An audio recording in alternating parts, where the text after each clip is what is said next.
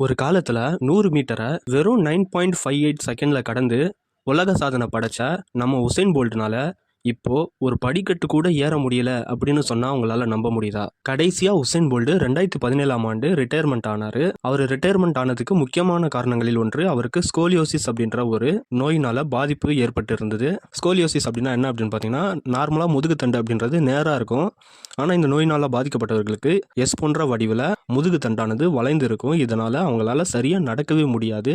சிவியரான pain feel பண்ணுவாங்க. அது மட்டும் இல்லாமல் நம்ம உசேன் போல்ட்டுக்கு காலையும் பாதத்தையும் இணைக்கக்கூடிய நூல் மாதிரியான ஒரு பகுதி இருக்கும். அந்த பகுதியும் அவருக்கு பாதிப்பு ஏற்பட்டு இருக்கு. இதனால நடக்கிறதுக்கும் ரொம்பவே கஷ்டப்படுவாங்க.